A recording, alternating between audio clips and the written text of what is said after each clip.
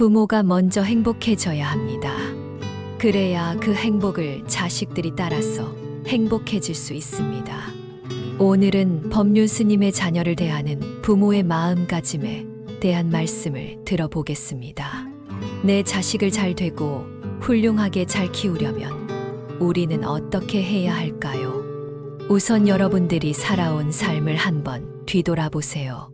여러분은 자신의 삶을 어떻게 살고 계신가요? 부모의 기대에 이끌려 살다가 결혼하게 되면 가족을 위하고 자녀를 잘 키우기 위해 살아가고 있지요. 그러다가 나이가 중년이 되고 뒤돌아보니 자녀들은 사춘기라고 자기 마음대로 하고 남편은 직장일로 바쁘고 서로 대화가 안 됩니다. 그래서 내 삶을 뒤돌아보면 이루어 놓은 것은 하나도 없고 내 인생은 이게 뭔가 싶어서 마음 한구석이 왠지 허전해지기 시작합니다. 더군다나 애지중지 고이 키운 자식이 자기 혼자 자란 것처럼 자기 마음대로 하면 배신감마저 드는 것이 사실입니다. 자식 하나 잘 되기만 바라보며 살아왔는데 긴 세월 자식을 위해서 희생한 사랑과 정성이 배신당한 듯해서 가슴 한구석이 텅 빈 것만 같습니다. 그러면 회한과 함께 자녀에 대한 원망이 생길 수 있고 우울감마저 찾아오게 됩니다. 내가 낳고 우리가 키운 자녀들 때문에 마음이 괴로운 것이 당연한 삶의 이치인가요? 자녀 문제로 정말 괴롭다는 부모님들이 많습니다. 자식 때문에 괴로운 일이 항상 당연한 것처럼 이야기합니다. 행복하려고 자식을 낳아서 키웠는데 이런 마음이 들면 끝없이 괴롭고 불행할 수밖에 없습니다. 부모가 변하면 자식도 분명히 변하기 시작합니다. 자식은 자기 나름대로 자기 방식대로 인생을 살아갈 뿐입니다. 어떤 자식도 부모를 괴롭히려고 그렇게 하는 것이 아닙니다. 그런데 부모는 자식의 인생을 마치 자신의 인생인 것처럼 의미를 부여합니다. 그런 마음으로 자식을 키우면 자식이 내 마음처럼 안 되는 걸 보고는 괴롭고 힘들다고 합니다. 자식이 성인이 되면 부모의 품을 떠나 독립하는 것이 당연한 순리입니다.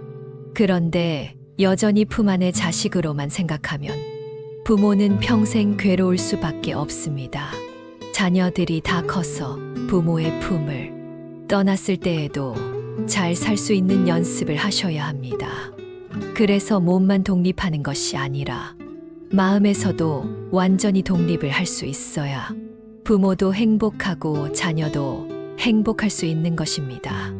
자식 때문에 걱정이 많고 힘들다는 부모들은 자신의 삶도 그렇지만 자녀들의 삶도 독립되어 있지 않다는 겁니다. 주부라도 자기만의 할 일이 있어야 합니다. 취미 생활도 갖고 배울 게 있으면 배우고 해야 자식에게 덜 간섭하고 화를 덜 내게 됩니다. 내가 할 일이 없으면 자식에게만 온통 신경을 쓰게 됩니다. 집에 있으면 자꾸 아이를 문제 삼게 되니까 밖에 만나서 자기 나름의 보람을 갖고 자기 실현을 하는 게 중요해요. 남을 위해 내가 가진 것을 나눠주는 봉사활동을 하면 큰 보람을 느낄 수 있고 자녀도 따라 배울 수 있어서 좋습니다. 그런데 밖에 가서 봉사활동만 하고 수행을 안 하면 얼마 못 가서 또 지치게 돼요. 그래서 늘 자기 마음을 다스리는 공부를 해야 합니다. 사람이 잘 산다는 것은 계속해서 성장하고 배우는 것입니다. 강물이 끊임없이 흐르는 것처럼 배움도 멈추지 말아야 합니다. 늘 자기 스스로 마음을 다스리는 공부를 해야 합니다. 지금부터라도 자식을 위한 삶도 중요하지만 스스로 마음을 닦는 공부도 하고 내면을 아름답게 가꾸어 나가는 연습을 해보세요. 내가 나를 스스로 사랑하지 않으면 누가 나를 사랑해 주겠으며 스스로 사랑할 줄 모르는데 어떻게 자녀나 남을 올바르게 사랑할 수 있을까요? 자식을 사랑하는 것도 중요하지만 자기 스스로를 사랑하는 일이 더욱 중요합니다. 그러니 어떠한 경우라도 내가 괴롭지 않고 행복한 삶을 살아갈 수 있어야 합니다. 자식이 부모 말을 안 듣고 속을 썩일지라도 내가 자유로워지고 편안할 수 있어야 합니다. 이것을 불교에서는 해탈이라고 합니다.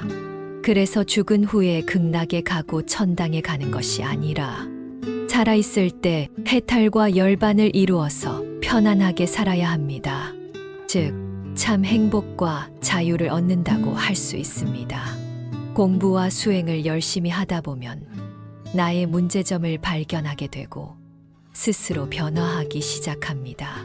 하지만 처음에는 잘 안 되는 것이 인간입니다. 한 1000일 정도 기도해야 변화가 시작됩니다. 자식을 위해 노력해 보겠다며 기도문을 외우고 열흘 정도 하다 보면 이렇게까지 해야 하나 회의감이 들면서 하기 싫어집니다. 참고 100일 정도 기도를 하면 나의 문제점도 똑바로 바라볼 수 있고 습관을 바꾸게 됩니다. 이렇게 부모가 노력하게 되면 자식에게 좋은 본보기가 될 수 있습니다. 그렇게 되면 자식에게 이래라 저래라 말할 필요가 없어집니다. 자식들은 부모라는 거울을 보고 따라하기 마련입니다. 옛날에 아주 가난한 여인이 아들을 낳지 못하는 부잣집으로 시집가서 아들을 낳았습니다. 아들을 낳고 부유한 집에서 대접받고 생활하니 부족할 것 없는 행복한 날들을 보냈지요. 그런데 어느 날 갑자기 아들이 7살이 되던 해 죽었습니다. 아들의 죽음과 동시에 여인의 행복도 물거품처럼 사라져 버렸어요. 여인은 아들의 죽음을 받아들이지 못하고 미치다시피 했어요. 아들을 살리고자 하는 마음은 세상 누구보다 간절했어요. 날마다 죽은 아들의 시신을 안고 다니면서 살려달라고 울며 소리쳤습니다. 어느 날 여인이 하도 슬피 우니까 누군가 다가와서 이렇게 말했습니다. 기원정사라는 절이 있는데 거기 부처님께 찾아가 보십시오. 그래서 여인은 죽은 아들을 안고 절에 찾아가 부처님 앞에 엎드리며 울며 소리쳤어요. 부처님 제발 죽은 저희 아들을 살려주세요. 그러자 부처님께서 여인을 물끄러미 쳐다보면서 이렇게 말씀하셨습니다. 여인이여 그 자식을 놓고 일어나 마을로 가라. 그 마을에서 사람이 죽지 않은 집에 가서 겨자씨 한 움큼을 얻어올 수 있겠는가. 여인은 그 말을 듣자 겨자씨 한 움큼을 얻어오면 아들을 살릴 수 있겠구나 생각해 바로 마을로 달려갔습니다. 어떤 집에 들어가 겨자씨 한 움큼이 있나요? 그런데 혹시 이 집에 사람이 한 번도 죽지 않았습니까? 아이고, 얼마 전에 제 할아버지께서 돌아가셨습니다. 그래서 다음 집에 방문했어요. 그 다음 집에서는 할머니가 얼마 전에 돌아가셨다는 겁니다. 그리고 그 다음 집은 5년 전에 아버지가 돌아가셨다고 했습니다. 계속해서 방문했지만 사람이 아무도 죽지 않은 집은 없었습니다. 힘이 빠진 여인은 마지막 집에 도착했습니다. 이 댁은 혹시 사람이 죽지 않았나요? 라고 묻자 여보시오, 사람이 죽지 않는 집이 어디 있겠소? 여인은 그제서야 큰 깨달음을 얻었습니다. 어떤 집이든 어떤 사람이든 누구든 죽는구나.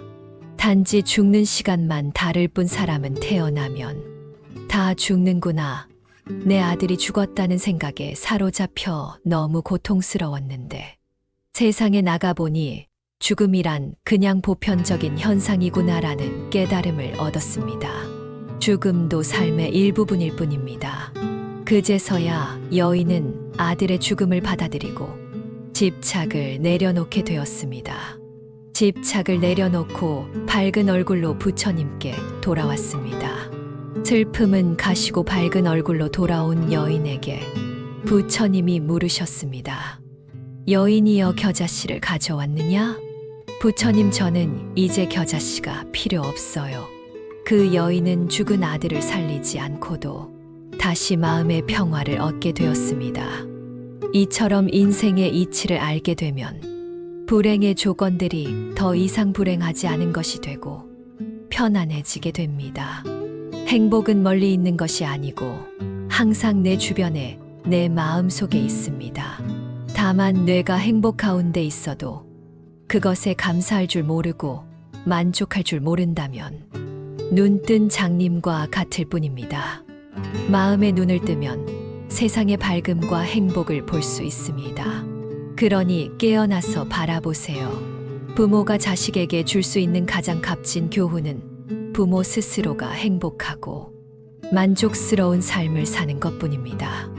그저 잘 자랄 수 있도록 환경과 방향만 잡아주고 사랑을 듬뿍 주어야 합니다. 자녀들이 커서 무엇이 될까? 그런 염려와 걱정보다는 무엇을 하든 나는 너를 끝까지 응원한다는 부모의 말이 더욱 값진 말이 됩니다. 부모의 믿음과 사랑이야말로 자녀들을 강하고 훌륭하게 키워낼 수 있는 최고의 비결입니다.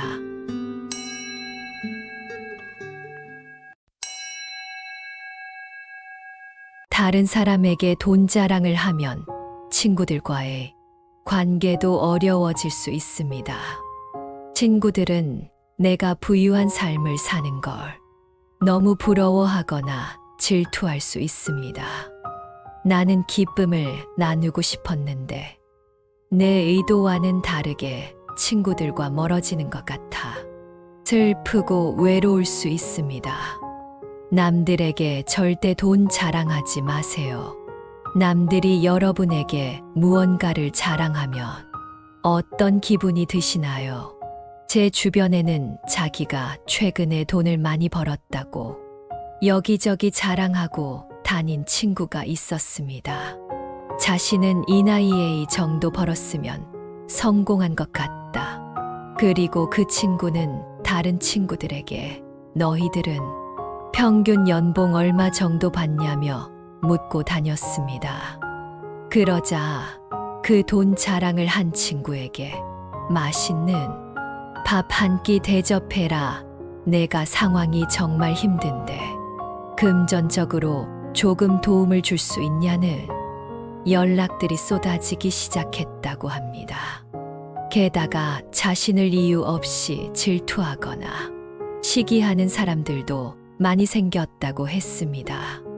결국 그 친구는 자신을 자랑하고 싶은 마음으로 자신의 재력을 과시했다가 엄청난 역풍을 맞은 셈입니다. 이런 일들을 겪은 뒤로 그 친구는 세상과 인간관계에 회의감을 느꼈다고 말했습니다.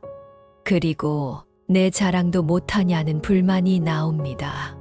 자랑도 마음껏 못하는 세상과 인간관계가 답답하게 느껴질 수 있습니다. 하지만 인간의 본성과 상대방의 입장을 고려해 본다면 불만이나 답답함이 조금은 누그러들 수 있지 않을까 생각합니다. 자랑은 위험을 불러일으키기 쉽고 그 위험도 크다는 것을 알게 되기 때문입니다. 왜냐하면 자랑은 남들의 시기와 질투를 유발하는 위험한 행위이며 자랑의 끝은 좋았던 적이 거의 없기 때문입니다. 자랑에 대해 한번 생각해 보세요. 자랑은 혼자 하는 것이 아니라 남들에게 하는 것입니다. 자랑은 남에게 말해서 문제가 생깁니다. 혼자 속으로 마음껏 자랑하세요. 굳이 사람들 앞에서 얘기를 꺼낼 필요가 없습니다. 자랑은 과시욕의 일종입니다. 내가 가진 것을 과시한다는 것은 내 얘기를 듣고 그것에 대해 반응해 주는 사람들이 필요하다는 것입니다. 그래서 자랑하는 행위에 대한 대가를 치러야 하는 것은 내 몫입니다. 여유가 없는 사람보다 여유가 있는 사람에게 도움을 요청하는 것은 인간의 본능입니다. 예를 들어 내가 주식이나 코인에 투자했어. 운 좋게 큰 돈을 벌었다고 자랑하고 다니면 남들은 이 사람이 돈이 많으니 나에게 많이 베풀겠다고 생각할 것입니다. 내가 돈이 많으니 나에게 이 정도는 베풀 수 있겠구나 스스로 판단을 내리고 기대합니다. 그런데 그것이 자신의 기대치에 미치지 못하면 실망하고 비난합니다. 돈이 많은 사람들은 돈 자랑을 하면 안 된다는 것을 알고 있습니다. 혹시 여러분 주위에 물질적으로 부유한 삶을 사시는 분이 계신다면 한번 곰곰이 생각해 보세요. 아마 그분들은 자랑을 할수록 여러 가지 문제가 생기는 걸 일찍이 깨달으시고 겸손하게 사는 걸 택하셨을 것입니다. 그래서 현명한 사람들은 돈에 관한 이야기를 하지 않습니다. 돈 자랑을 하면 친구들과의 관계도 어려워집니다. 친구들은 내가 부유한 삶을 사는 걸 부러워하거나 질투할 수 있습니다. 나는 기쁨을 나누고 싶었는데 내 의도와는 다르게 친구들과 멀어지는 것 같았어. 슬프고 외로울 수 있습니다.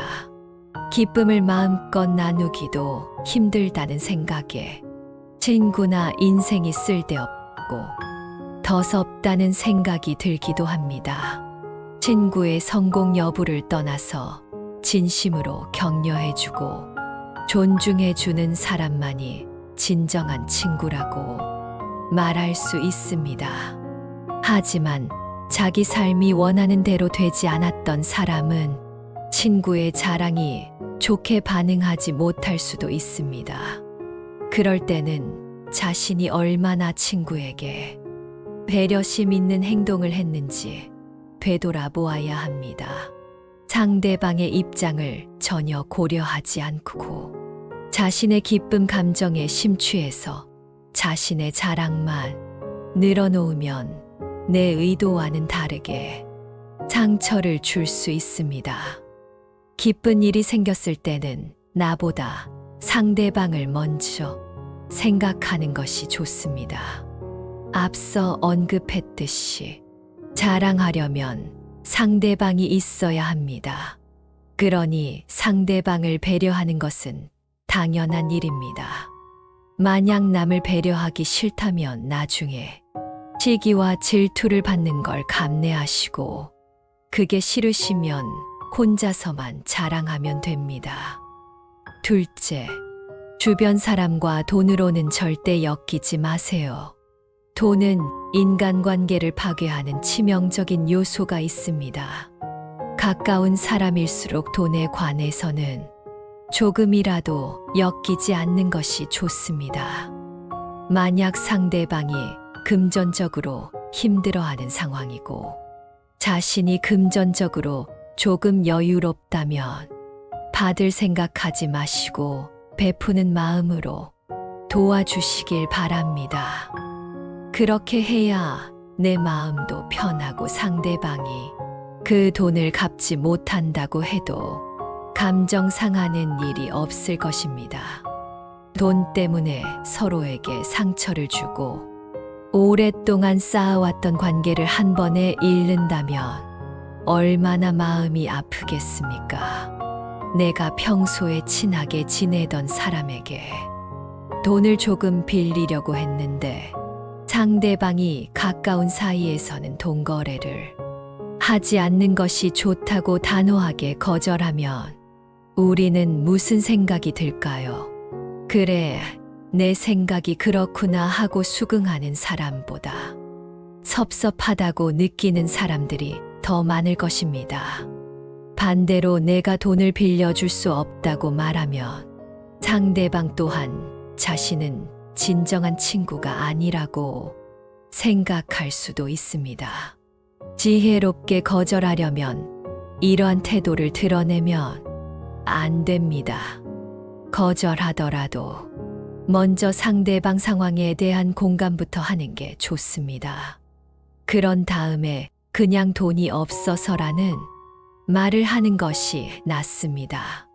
돈을 빌리려는 사람은 그만한 이유가 있을 것이므로 비난하지 않아야 합니다.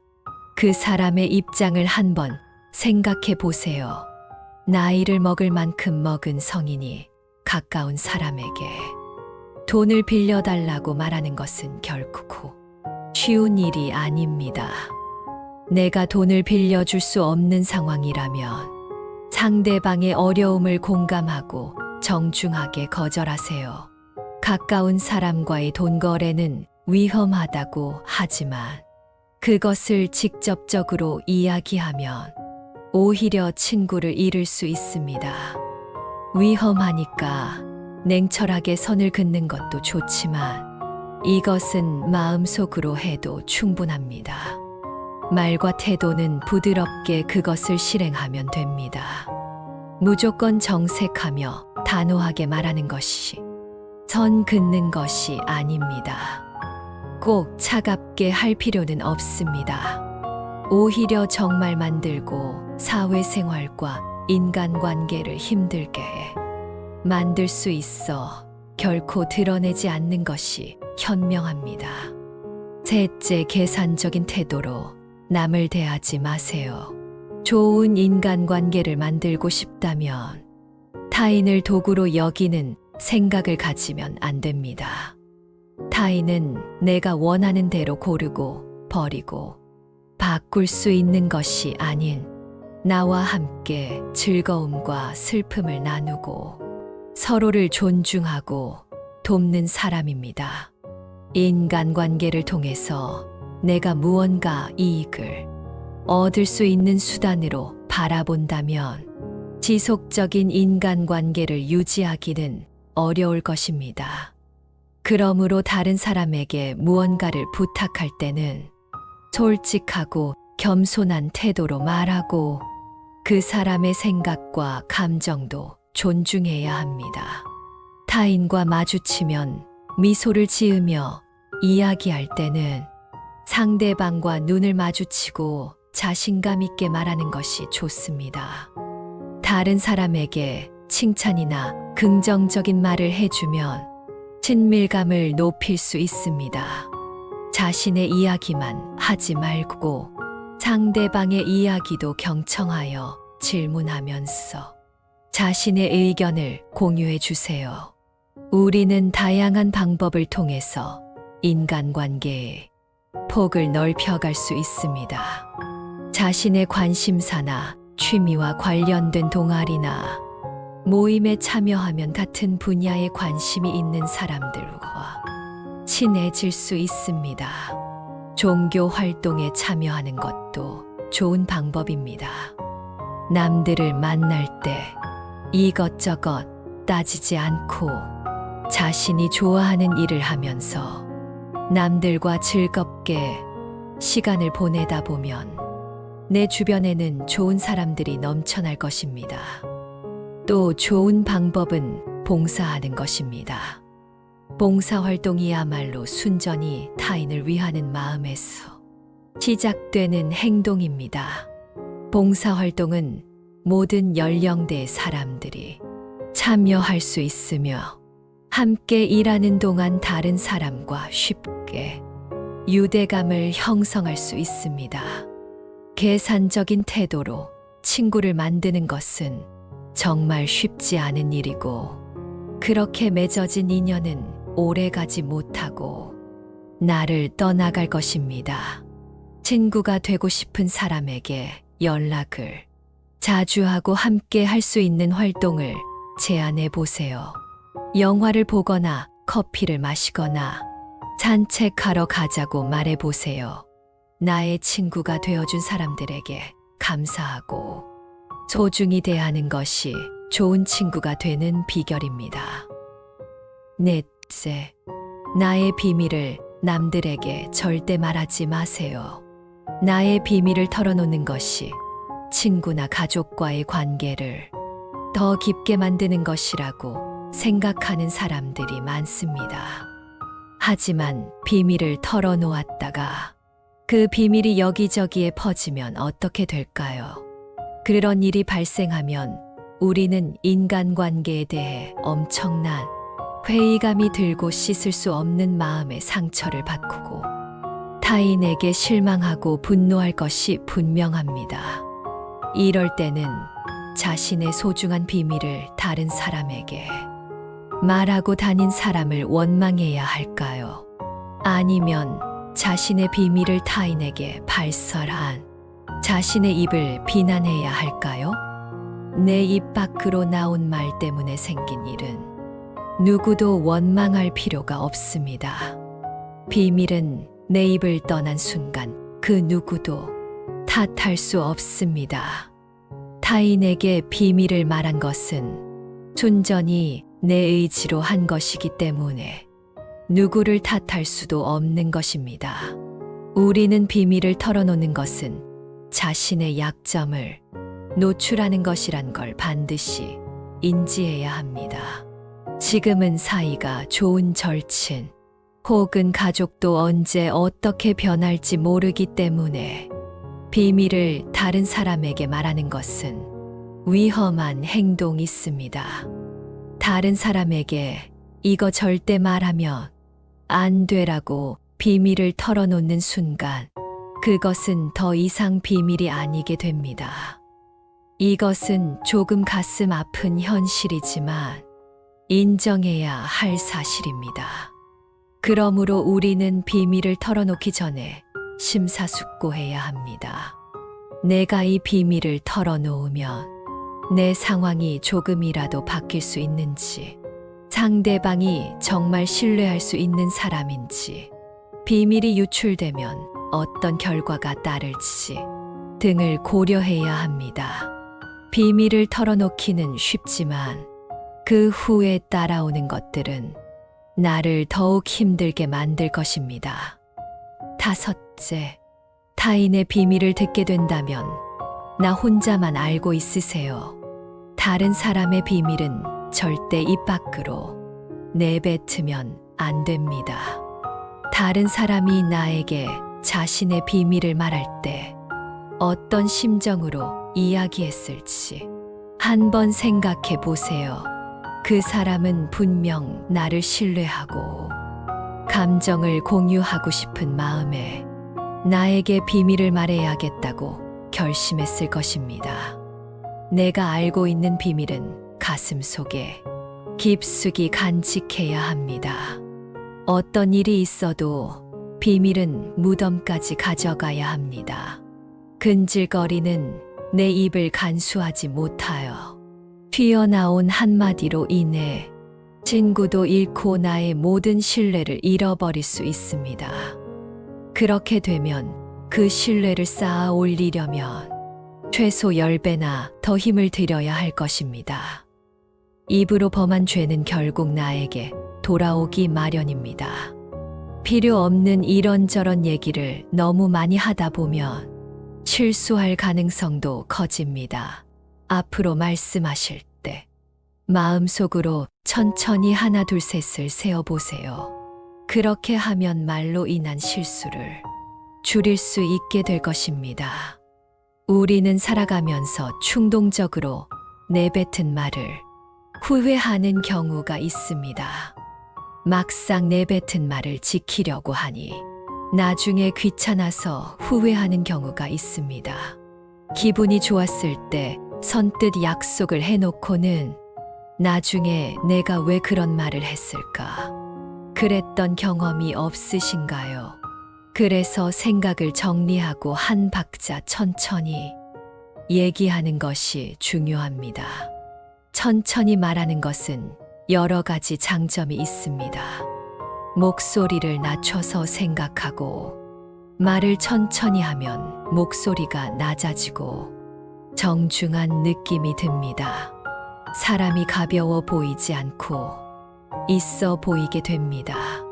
소위 높은 자리에서 사람들에게 존경받으며 살아가는 사람들이 말을 빨리 하는 경우는 거의 보지 못했습니다.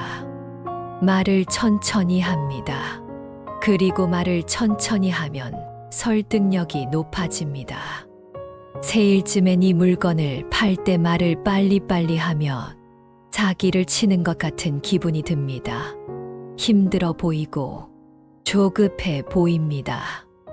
그러나 말을 천천히 하면 이해도 쉽게 되고 설득력이 있습니다.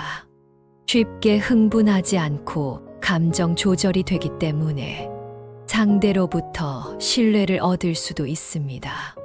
그러니 부디 말을 할 때는 항상 신중하게 하시오. 타인의 비밀을 다른 사람에게 발설하는 일이 없도록 해주세요.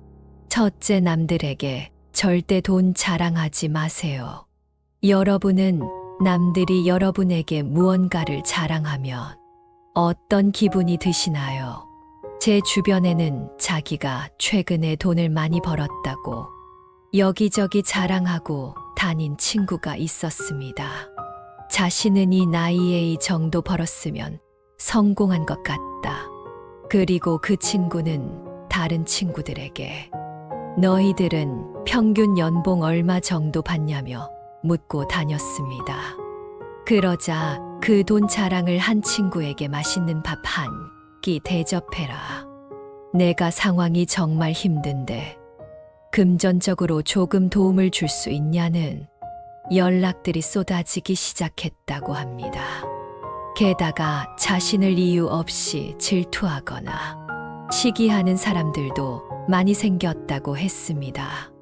결국 그 친구는 자신을 자랑하고 싶은 마음으로 자신의 재력을 과시했다가 엄청난 역풍을 맞은 셈입니다. 이런 일들을 겪은 뒤로 그 친구는 세상과 인간관계에 회의감을 느꼈다고 말했습니다. 그리고 내 자랑도 못하냐는 불만이 나옵니다. 자랑도 마음껏 못하는 세상과 인간관계가 답답하게 느껴질 수 있습니다. 하지만 인간의 본성과 상대방의 입장을 고려해 본다면 불만이나 답답함이 조금은 누그러들 수 있지 않을까 생각합니다. 자랑은 위험을 불러일으키기 쉽고 그 위험도 크다는 것을 알게 되기 때문입니다. 왜냐하면 자랑은 남들의 시기와 질투를 유발하는 위험한 행위이며 자랑의 끝은 좋았던 적이 거의 없기 때문입니다. 자랑에 대해 한번 생각해 보세요. 자랑은 혼자 하는 것이 아니라 남들에게 하는 것입니다. 자랑은 남에게 말해서 문제가 생깁니다. 혼자 속으로 마음껏 자랑하세요. 굳이 사람들 앞에서 얘기를 꺼낼 필요가 없습니다. 자랑은 과시욕의 일종입니다. 내가 가진 것을 과시한다는 것은 내 얘기를 듣고 그것에 대해 반응해 주는 사람들이 필요하다는 것입니다. 아마 그분들은 자랑을 할수록 여러 가지 문제가 생기는 걸 일찍이 깨달으시고 겸손하게 살아가는 걸 택하셨을 것입니다. 그래서 현명한 사람들은 돈에 관한 이야기를 하지 않습니다. 기쁨을 마음껏 나누기도 힘들다는 생각에 친구나 인생이 쓸데없고 더섭다는 생각이 들기도 합니다. 친구의 성공 여부를 떠나서 진심으로 격려해주고 존중해주는 사람만이 진정한 친구라고 말할 수 있습니다.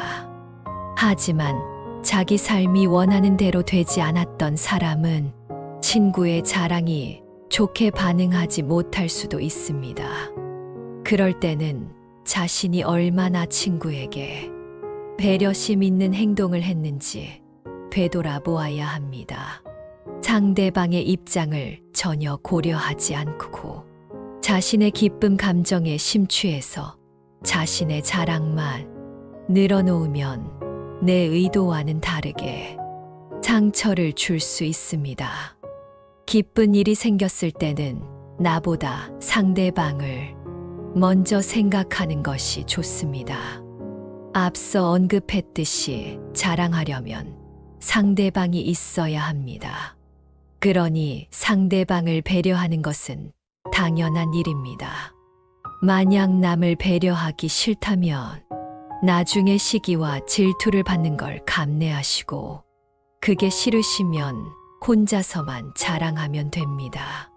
주변 사람과 돈으로는 절대 엮이지 마세요. 돈은 인간관계를 파괴하는 치명적인 요소가 있습니다. 가까운 사람일수록 돈에 관해서는 조금이라도 엮이지 않는 것이 좋습니다.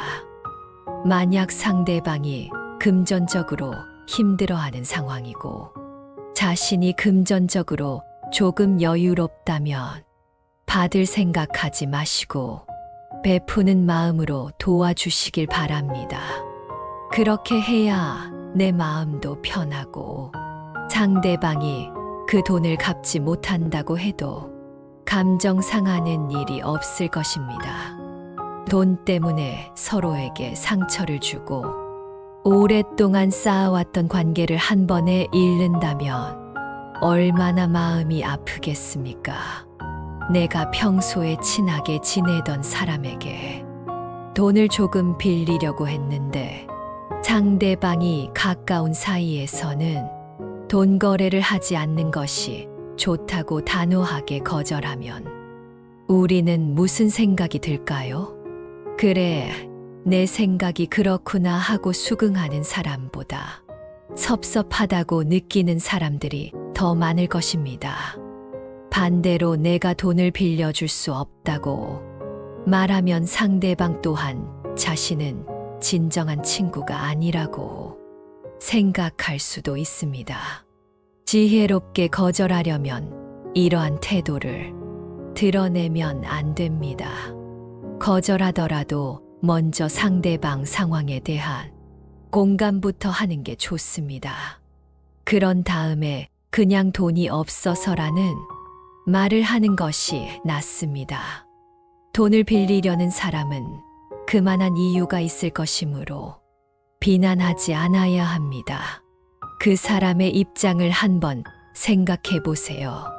나이를 먹을 만큼 먹은 성인이 가까운 사람에게 돈을 빌려달라고 말하는 것은 결코 쉬운 일이 아닙니다. 내가 돈을 빌려줄 수 없는 상황이라면 상대방의 어려움을 공감하고 정중하게 거절하세요. 가까운 사람과의 돈 거래는 위험하다고 하지만 그것을 직접적으로 이야기하면 오히려 친구를 잃을 수 있습니다. 위험하니까 냉철하게 선을 긋는 것도 좋지만 이것은 마음속으로 해도 충분합니다. 말과 태도는 부드럽게 그것을 실행하면 됩니다. 무조건 정색하며 단호하게 말하는 것이 선 긋는 것이 아닙니다. 꼭 차갑게 할 필요는 없습니다. 오히려 정만 만들고 사회생활과 인간관계를 힘들게 만들 수 있어 결코 드러내지 않는 것이 현명합니다.